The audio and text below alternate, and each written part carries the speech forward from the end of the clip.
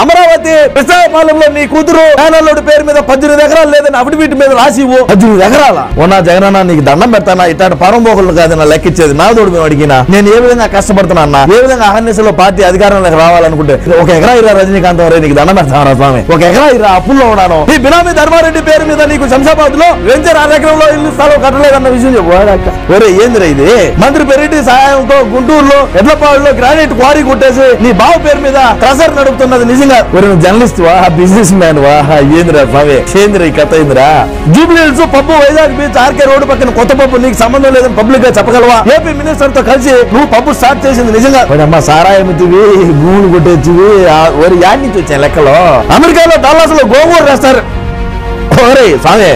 ఒక్క టీనరా స్వామి ఓడి ఏడంటే కోడిగుడి మధ్య రజనీకాంతం ఒక్క టీనా అప్పుల్లో ఉన్నాం బాధలు పడుతున్నాము ఏం చేస్తావు